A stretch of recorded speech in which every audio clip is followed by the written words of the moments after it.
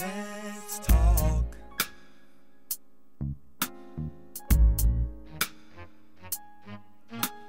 Talk about the things that mean so much to you and me.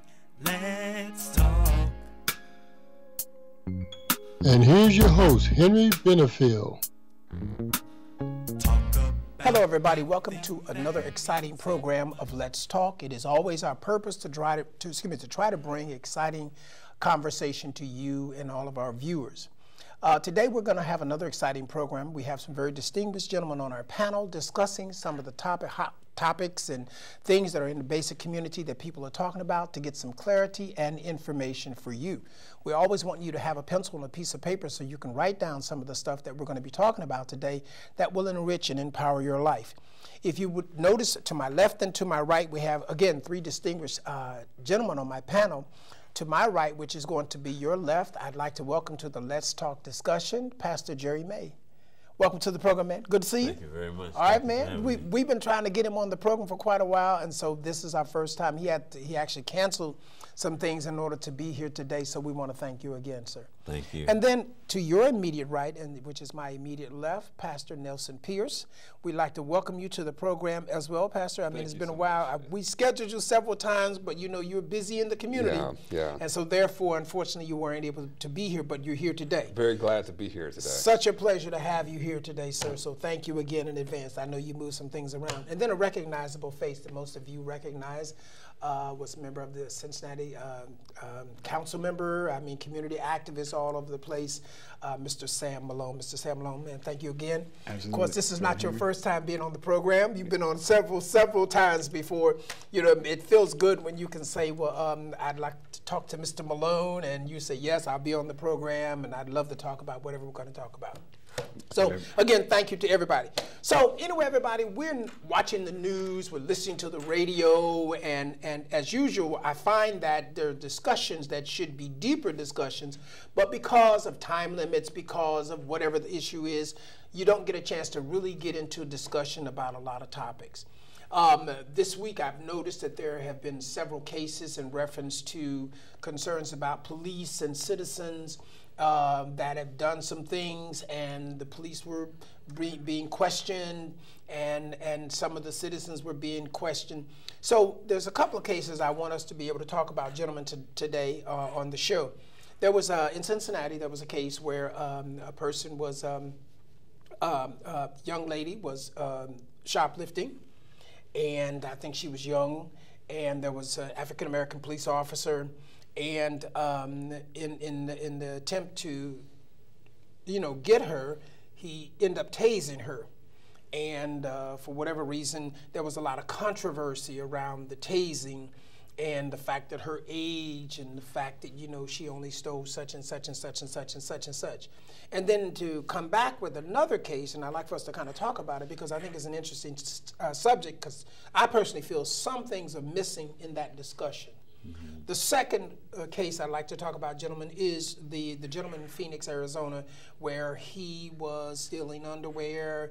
Eventually, it showed that his young child stole a doll, and his fiance, they were stopped as a result of that. And the thing that brought it to my attention was, in the midst of the meeting that they had in the church in Phoenix, there was a discussion that said, irregardless of what they did, they were not subject to be police abuse, or you saw multiple times the police officer asked them to get out of the car, they didn't get out of the car, and so on and so on. So I know there are many, many perspectives, and you guys probably got a lot of them as well, but I think it's important for us to really talk about these subjects, especially on Let's Talk, where we give the format to give some real clear discussion. So, Pastor Jerry Mason, let's start with you. Let's start with the first one. In Cincinnati, the gentleman was actually, the young lady was actually stealing. Right. And African-American police officer, there were several things where he said things. In our community, let me be very honest, in our community, some of the dialogue that existed, whether it is factual or not, but it's used as a deterrent or to get the child to understand that we don't need to support these kind of actions because it's a detriment to all of us.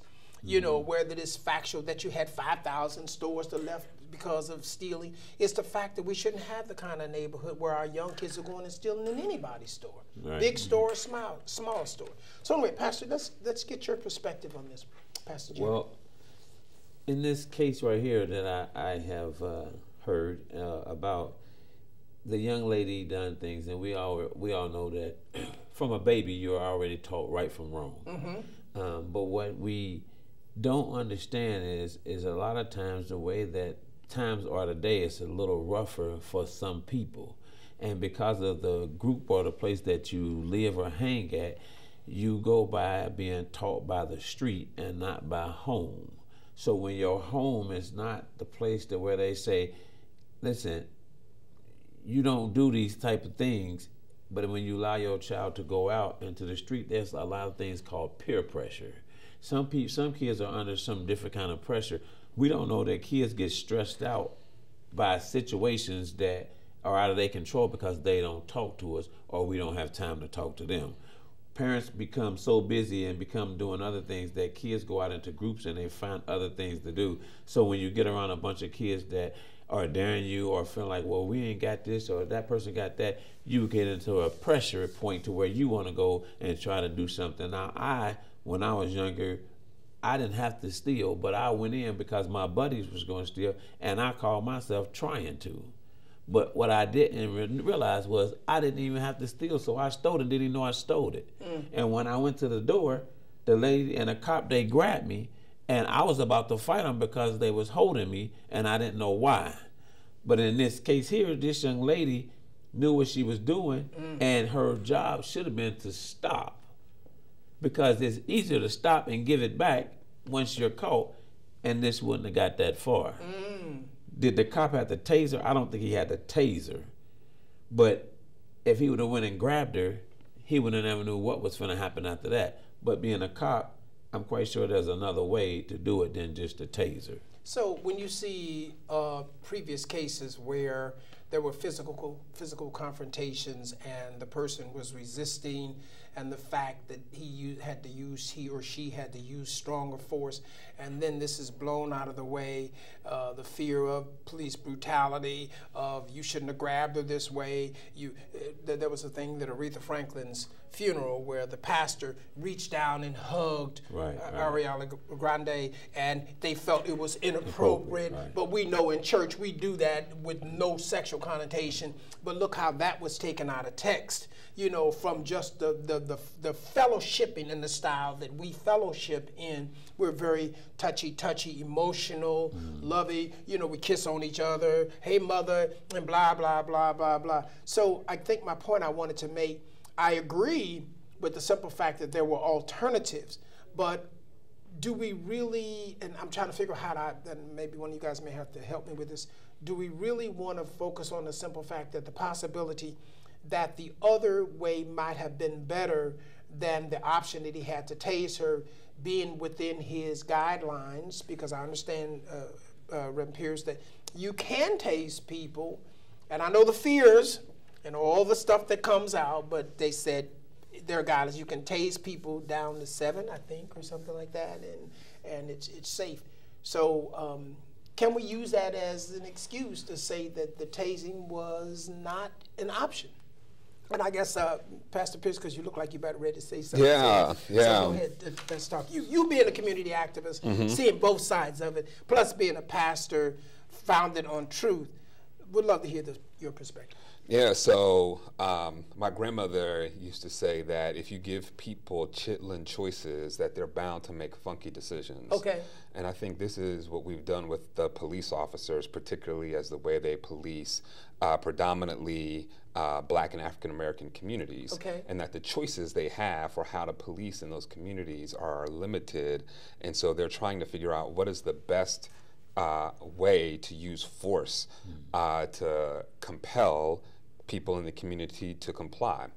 My guess is, had this been a Hyde Park Kroger or the brand new Oakley Kroger, and had the 10-year-old person been a white 10-year-old girl, that we would have had different choices of the police, that the police would have deployed in terms of how to either apprehend or how to address the suspect in question.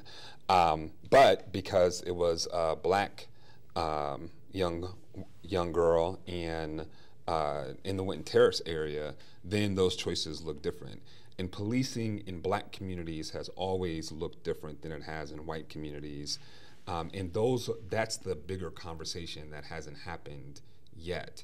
As how are we not just talking about this incident as an isolated incident, but how are we talking about the ways in which black communities are over-policed, in which violence is used as a primary method in African American communities in ways that it is not used, particularly in affluent white communities. And if this conversation is going to have a moral perspective, I think this has to be the moral voice in this, is to say that when we police one community one way and other communities other ways, then we've lost a moral footing.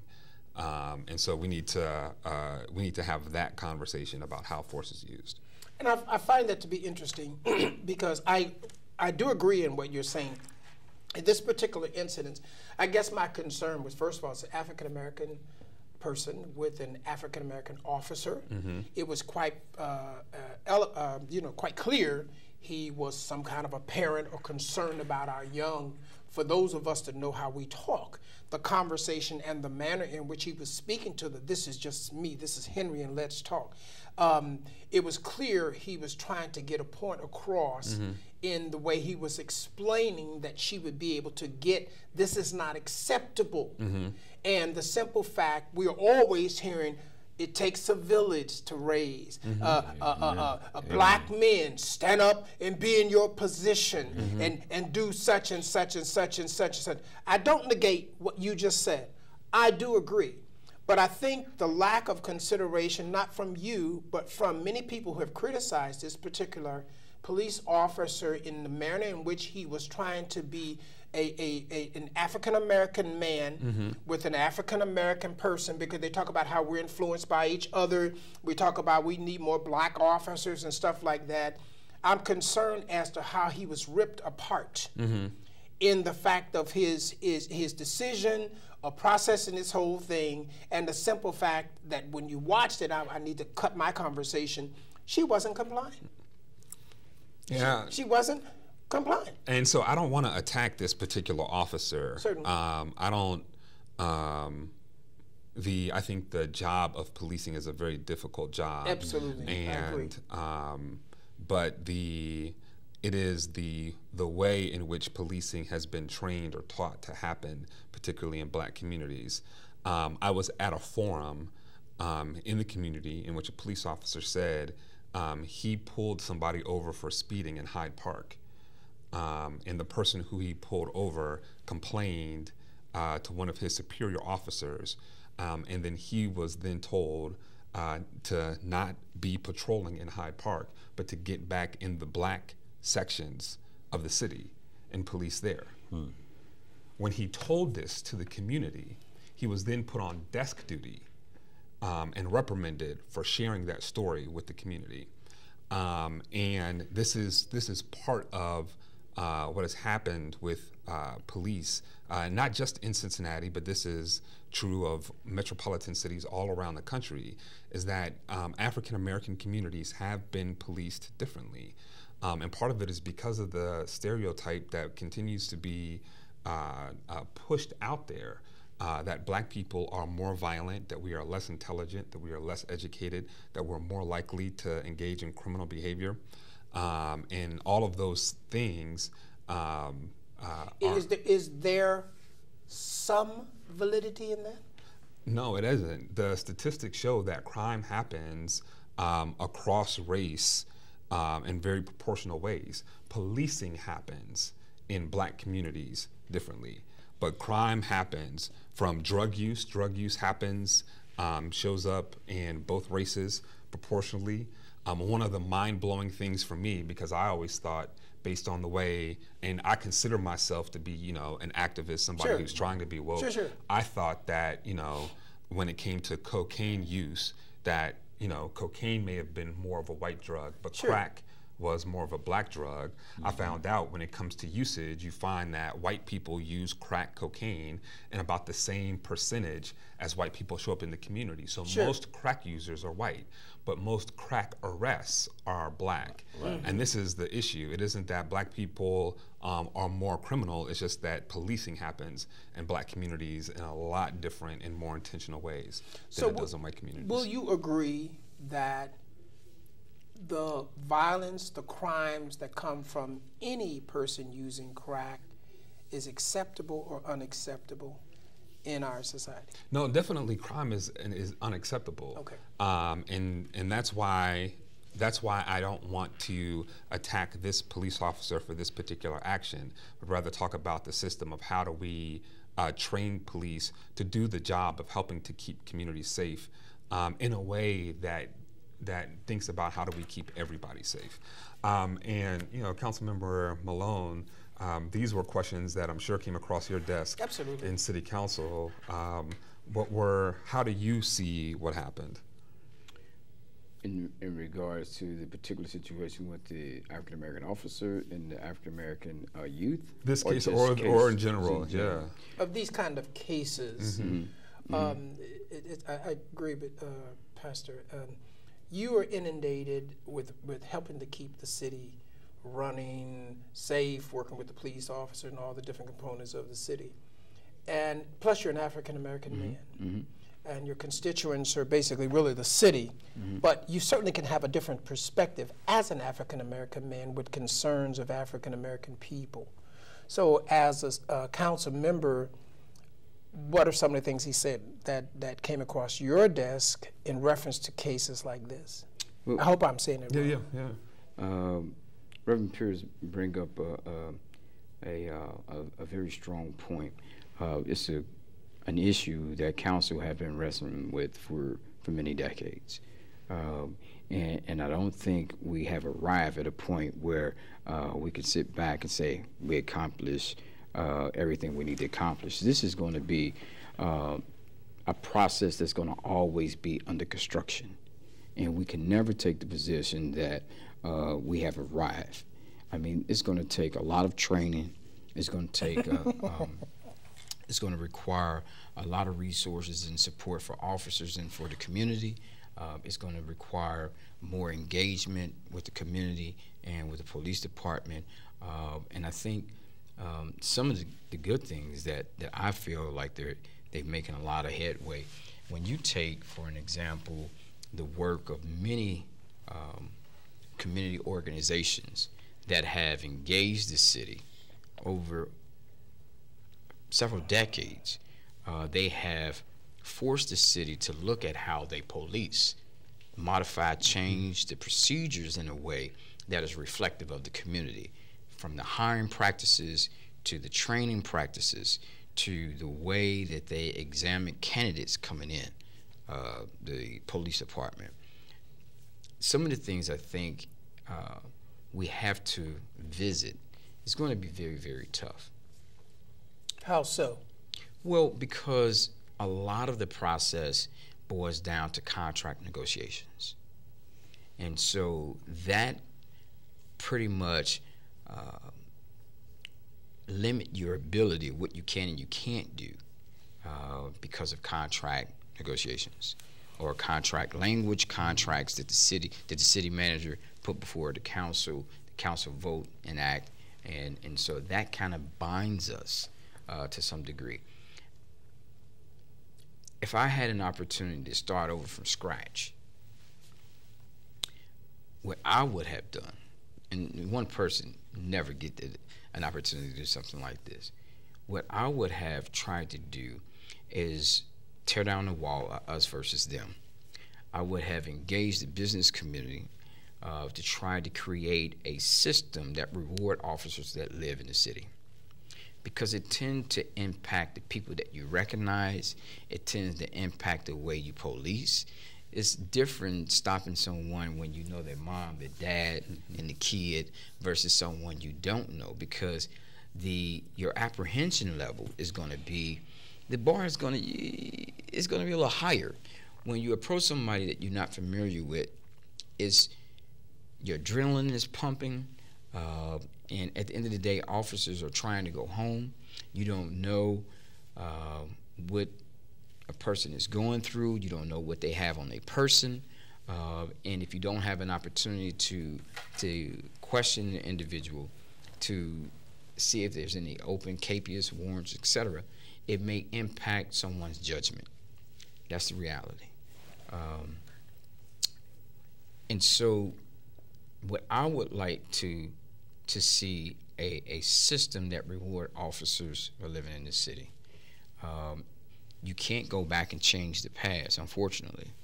So some folks have already bought their homes outside the county, outside the city. And so it creates in my opinion, a challenge to try to build that relationship. And so I think we're going to always be under construction. It's going to be a situation that we have to look at best practices across the country. It's going to be a process where we're going to have to keep engaging the community. It's going to be a process of constantly educating folks on how to respond when you're being stopped by a police officer. Pastor Jerry, you are very community active in what I consider younger community citizens or residents of the city of Cincinnati. And I think one of the things that I really want to focus on, and this is one of the reasons why I had this conversation as we bring up these different topics, I try to bring up things that are dear to my heart. Mm-hmm. As I mentioned to all of you guests in reference to the particular case of the young lady that was tased and the police officer that was criticized and went through all that he went through, the part that was most disheartening for me was I was taught that when you take a rock and you throw it to the middle of a pond and it goes in way out there, what part of that pond is not affected by the fact that the rock went into the water? The wave just goes and the whole pond was affected. Right. And I'm simply saying the part that was most disheartening and I'm concerned about was I never heard, and there may have been some people, I never heard anyone say she or he or they were doing such and such. Mm-hmm. She was shoplifting. In the realm of truth, mm-hmm.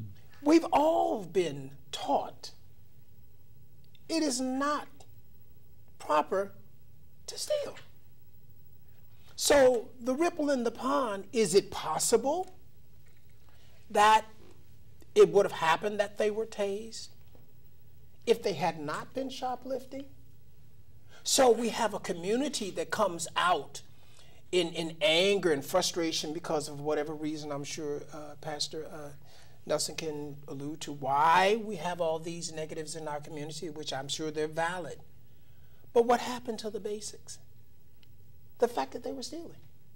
Or to tell our kids, this is some of the things that can happen to you as a result of your actions. I don't hear that.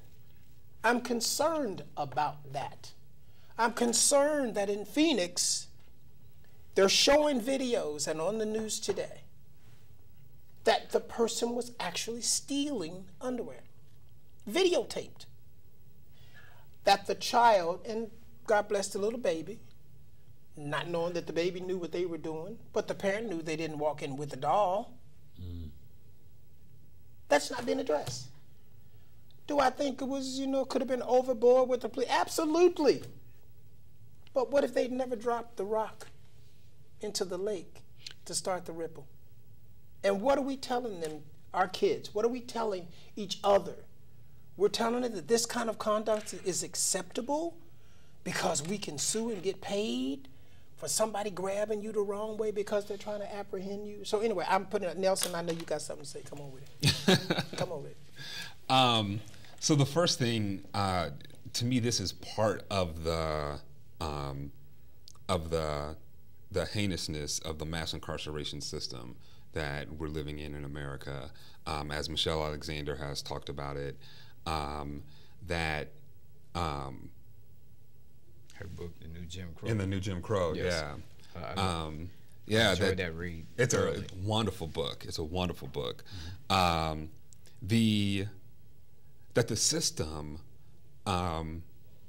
creates, forces people into to corners to protect themselves, and does not allow for truth to really come out to be dealt with, right? To me, this is the spiritual genius of Nelson Mandela in apartheid South Africa, is because when they are trying to come out of this apartheid system and figure out how do they build South Africa, there are people who have been perpetuators of state-sanctioned violence. It was legal, even though it was not moral. And then there have been people who were victims of state-sanctioned violence. And now, as they are trying to figure out a way to have the laws more in line with morality, they have to figure out, how do we address all of these issues? And so what they came up with was, we will have a time where people can confess their crimes, confess their moral failures, even though it was legally acceptable. And the victims, people who have been victimized, can hear what happened to their loved ones, or hear somebody take accountability for what happened to them. And for everyone who confesses, there'll be no legal repercussions. But if you don't confess, or if you only confess in part, and it's found out later that you did something or did more than you said, then there would be legal repercussions that could happen to it. But what that did was that allowed for a place of healing, for truth to happen, right? And so we see this on all sides of these issues, right? And so people in the community want to either overlook or soften or tone down the actions of the person, because we know that there's a deep history of overpunishment for Black people in the criminal justice system. And police officers cover up and hide, and in some cases try to withhold evidence of misconduct as it relates to their engagement with citizens, to try to protect their own. And so this happens from both sides, because people are so busy trying to avoid punishment that we can never get to a space of truth, which is why I think we need to rethink, how do we do criminal justice holistically, and how can we move to a more restorative justice model? But is it really criminal justice? You said rebuild the foundations of truth. Is it really criminal justice system? Those are byproducts of after. Yeah, so I think what it is so I think this is... And well, let me rephrase it. Yeah. Yes, that's part of it, but is it just criminal justice only? That's what I wanted to say. Well, I think that gets us... You guys better jump in here and say something, Pastor Jerry. I think that gets us to a place where, when we think about what a restorative justice model looks like, then it helps to change a lot of the other conversations about this, right? But this is the public piece, that where there are laws and accountability. So the family in Phoenix, Arizona, right? They stole, what is it, clothes, underwear? Underwear and a doll. Underwear and a doll, right? And so if they were caught and apprehended and brought in, and there was no Violence. there was no violence as a part of it, they would have had an actual or suspended jail sentence for it, right? They would have either gone to jail, most likely, or had a suspended sentence in lieu of jail, but it's on their record, right? What would a restorative justice model look like, where we say to the family, there's a debt that you owe to the people that you stole from, a financial debt you owe to the people that you stole from, And that would be coming from... a moral debt that you owe That to would be coming from that family. No, I mean, in other words, for them to recognize as a moral debt, that's coming from the justice system. The justice system would say, there's a debt that you owe, a financial debt that you owe to this store, moral debt that you owe, not only to the store, but to the community. And so this is a sentence that does not put you behind bars or does not put a felony conviction on your record, but this is a pathway for you to be able to restore what you have, the breach, the injury that you have caused. And so if we thought about that, especially for these smaller crimes, especially for these shoplifting and petty thievery crimes, where the restoration can happen. I mean, it's different and it's more complicated when we talk about things as horrific as murder. But if we started with crimes dealing with property and thought about pushing restorative justice as opposed to always trying to do criminal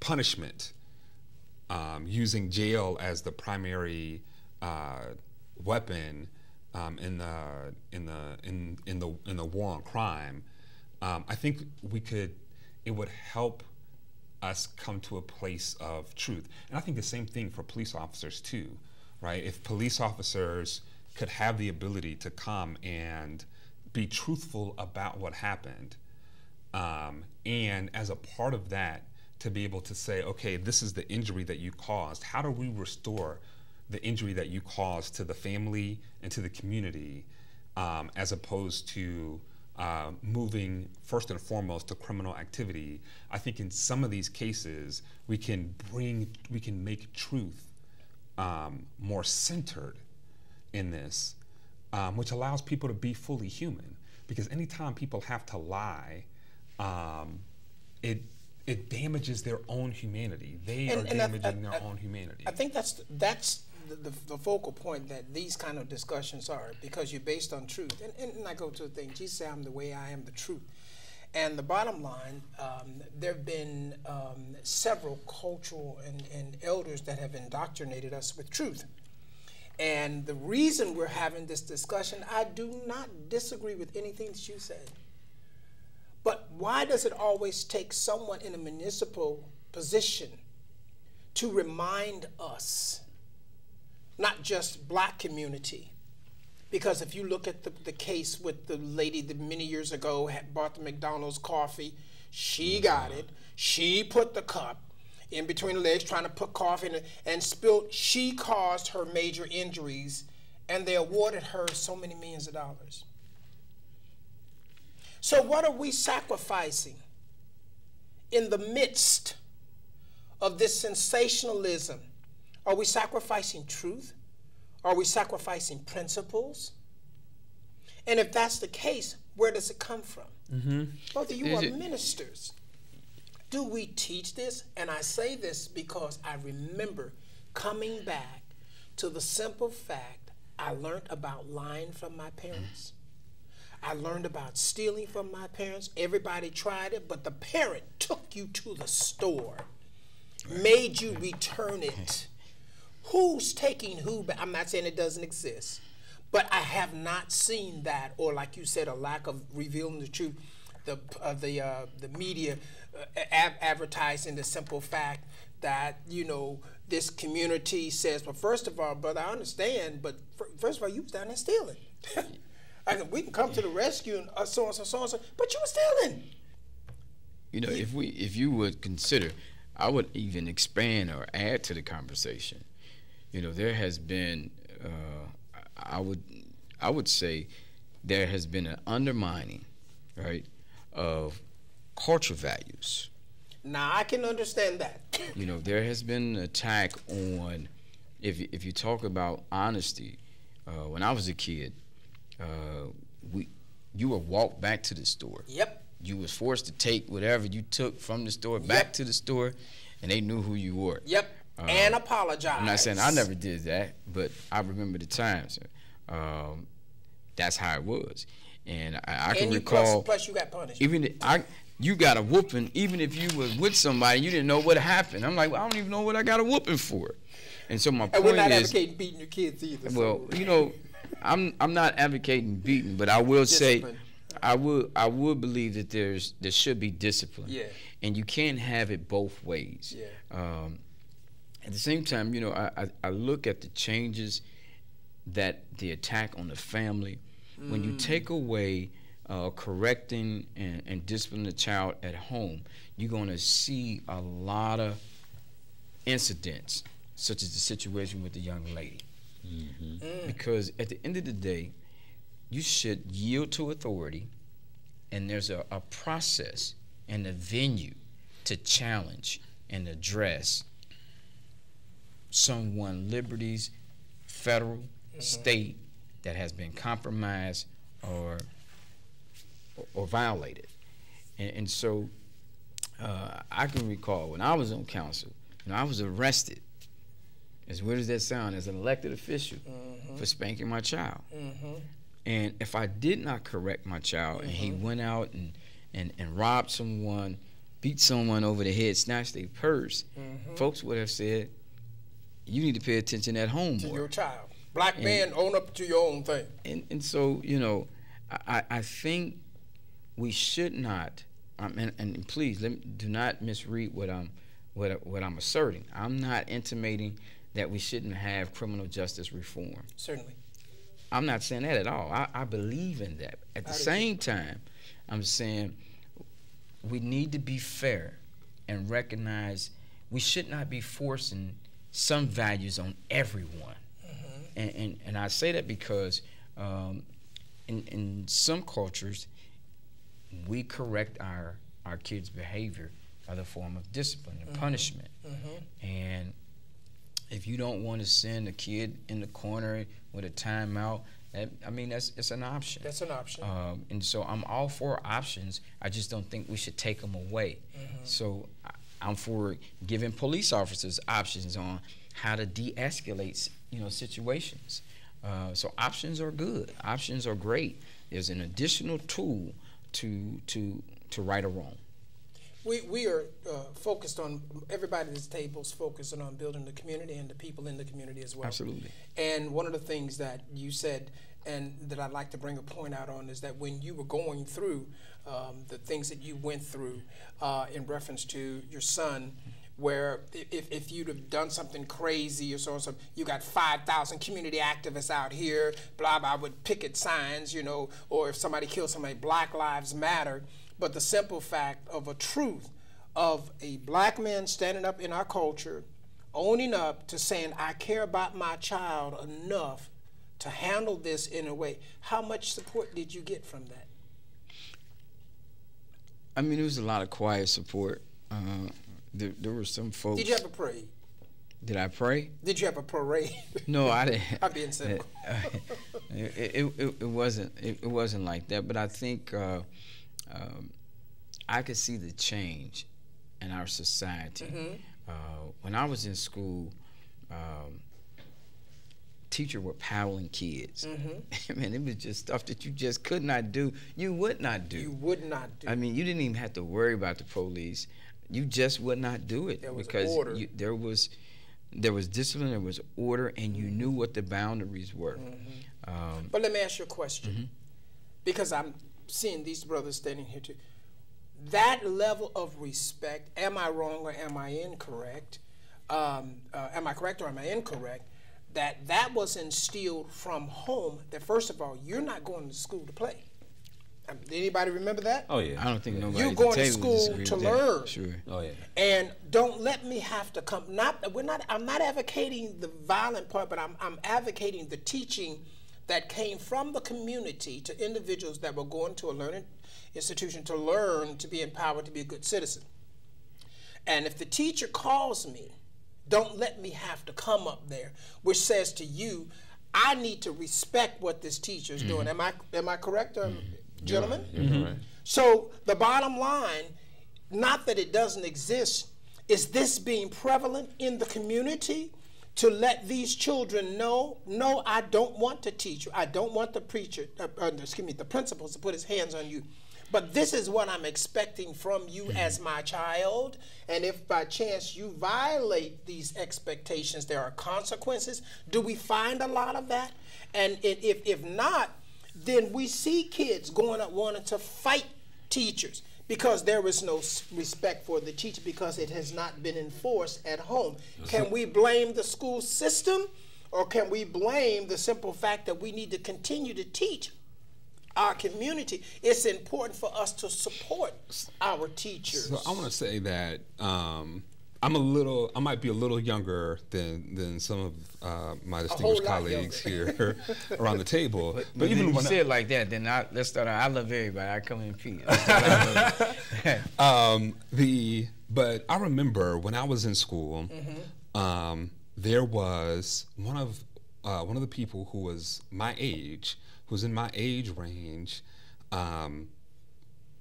had a history of cursing out teachers, of fighting teachers, and had to be sent away to boarding school because of it. And this person didn't come from a family where they were not given expectations. I know their father, I know their mother, and I know that they were given these at home. But there was something happening in that child's life that was manifesting itself in various ways.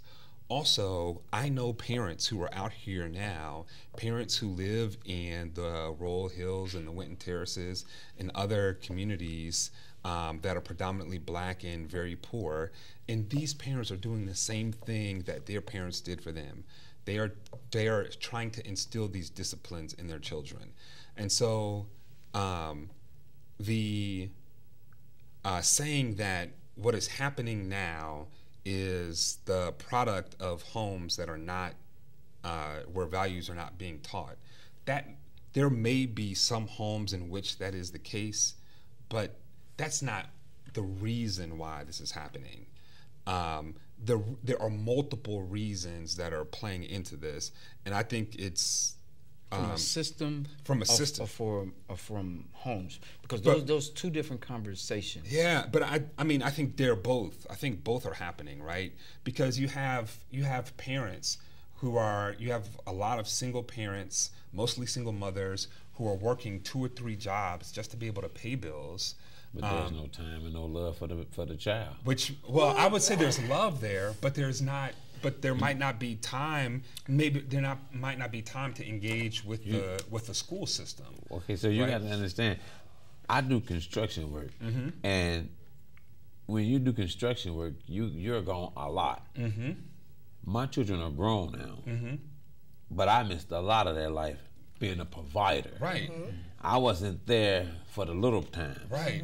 So if they don't see it, right, and they don't feel it, the money and just walking around here, you're not there to teach it. A lot of time when we was growing up, our parents put fear in us. That's what we not saying. There was fear. You better not. Now we saying, I hope you don't act up today. You better not. My mother said if I had to catch 2 buses, I'm bumping you from Aiken to Winton Terrace. We ain't catching a bus, we're walking. I don't know if you know North Bend, that's a long road to be getting whooped, and you was not allowed to run. So it's the thing that you gotta do to our children. A lot of them, I'm not telling you to beat them, but a lot of them need love. Right. I was a kid, my father worked for the railroad. I didn't see him a lot. But what happened was, he was paying money that I didn't even know nothing about. As a kid, you don't even care. That's not important. But when my friends be with their dad, my dad wasn't there because he had responsibility. Yeah. And the job took him farther away from us than he could be right there. But that doesn't mean that you're gonna go do wrong. Right. My mother was one that, she's only 5'5", she would put her foot down. But when she put her foot down, she would put her hand down. And she would tell you, if I have to, I better not. And that was all you needed. That was back then. But now, like you said, mothers having to go get 2 jobs, they're not there. So that child has a lot of stress and the peer pressure of trying to keep up with the rest of their friends. It's a lot of things that's going on with kids that we don't know nothing about. And the minute that we take, I go with this, the system, we can say the system, we can say whoever took the praying out of the school, whoever took the paddles out of the school, if it raised us to be here, we want to see our kids have gray hair. We want to see our kids have grandchildren, but we're not getting to see it because of all the things that made them stay firm and stay strong and stay focused, have allowed them to just be wild. And now they want to say, they just wild, you ain't taking care of your kid, and you don't even know where your kid is. But your kid's supposed to be at school. Royal Rumble. Now, you know I'm gonna let you get in there, man, because you know I want to say something. Right? Go ahead. Hey, Pastor, I agree with a lot of what have been said, but you know, I think if we're gonna talk, you know, I think I'm just gonna say, I'm not gonna allow the narrative to be that when you discipline your kids, that's bad, because the intent is not bad. It's in love. It's love that's correcting a bad behavior. So that's going to be costly in the future. Yes, and so if you do not conform with instructions, then when you go outside the doors, they will not be as lenient. They will not show as much compassion. They will not give you as much grace when they give you a command. The absence of understanding how to respond when you've been stopped by a police officer. I agree to this, it can be it can be an outcome where you return your driver's license or your ID and you go on your way. Or it can be a scenario where you are ultimately handcuffed, put in a cruiser, and going to be processed. You could possibly be released in a few days, or you may have an extended stay. What I'm saying is that I don't think it's fair that folks want to frame or try to define when folks are paddled or spanked at home that's bad. Oh no, it wasn't bad in schools. I don't think is now someone can do it to be abusive, but we're not talking about that conduct. We're talking about the actions of love that a parents give. There's a difference between spanking someone. According to Webster, when you spank someone, you do it. That's what a man do to a man. When you whoop someone, you doing that out of love. That's different. And so, yes, we need reform, but I think we need reform in a lot of ways. And I think we need to be more culturally sensitive to other folks' way of life. And that has, I think, gotten away from us. I apologize, our brother Henry, Reverend Pierce, and you don't Pastor, have to. The name of the show is called Let's Talk. So there are a multitude of different perspectives, and that's why, because someone that's listening or looking at the show is thinking exactly like you. This is what causes discussion for the truth to come out. You know, I think one of the things that I wanted to bring out was a simple fact that the fact of assumption. Those of us who had influences in our lives that put those kind of jewels, no matter how minute they were, no matter how many seconds they had to give it, we got it. But when you don't get it, nothing from nothing leaves nothing. And I think that is one of the reasons I really wanted to talk about this, and I wanted to just go out on the different perspectives, you know, police, community, and stuff like that. But is there a serious lack of understanding, as you said at the men's talk on Saturday, as a person who brought a child into this world, what is my responsibility? Exactly. Yes. Yeah. What is my responsibility? As an activist, yes, there are narratives that are true, and they can be corrected and improved, but the simple fact, if somebody doesn't know it, how can you hold them accountable? They don't know. A young lady that didn't have a grandmother or a grandmother so caught on herself, she trying to party like them, to say, baby, you know that dress too short. Remember they used to tell us if they get the cow, what is it? Why do they want the steak when they can get the whole cow? Something like that. In other words, that was how you presented yourself. Right. as a lady to be valued and respected. That was just a simple phrase that people used to use to tell the young lady. Something about some milk, right? Why was you buy a cow and you get the milk for free? It was, but you don't remember that? Why I've heard it. Oh, so you ain't got that young. But I'm saying those simple things. Or the simple, I remember it was instilled for us to respect older people. That's right. Respect your elders. Why do we have to be rich in order to have morals that are instilled? Because, and I remember my mother told me that boys don't hit girls. Oh yeah, yes, definitely. Right. Boys don't hit girls. Yeah. So out of my even the frustration and dating and all this other, I never ever got to the realm where it was acceptable to me to hit a girl. But that was instilled at a very young age. But at least I got some people got it and still do it, you know, but it doesn't justify it. But at least there was something put in. And my concern is, I'm aware the facts are true. There are many forces on the outside of us as a community and people that are true. But there are also some facts that are true from the inside out. So it reminds me of a story, or of one of the gospel accounts, where Jesus and the disciples are walking, and they encounter a man who the Bible says was born blind. And the disciples ask Jesus, they get into a theological conversation about the situation. Who sinned that this man was born blind? Was it this man or his parents? Because if it was the parents that sinned, this man is now bearing the responsibility for somebody else's actions. Right?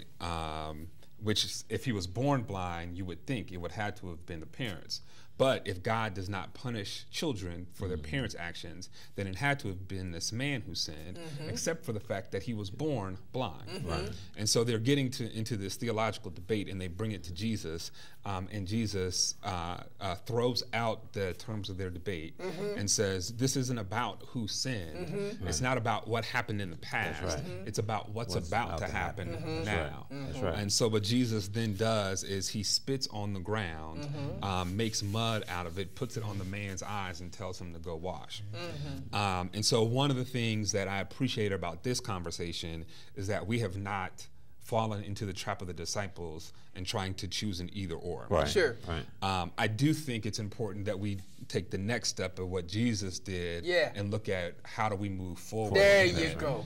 And one of the things I want to say about how we move forward is, because I am a preacher, I am going to follow the example of Jesus in the text, and to say that what I see Jesus doing is taking what is inside of him, his own spit, and then mixing it with what is around him, which is the dirt on the ground, and using that to create a solution that can heal the man.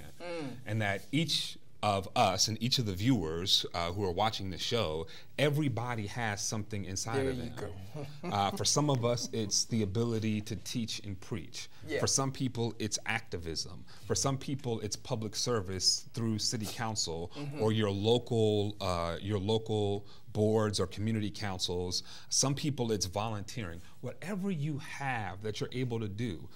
I just met a brother who's a fabulous cake baker. Whatever it is that you're able to do, if you can take that and not just keep it to yourself or to a small group, but bring it into the space of community, whether it's the church, the community council, some place where people are trying to instill these type of values. Your nephew, your niece, your grandparents.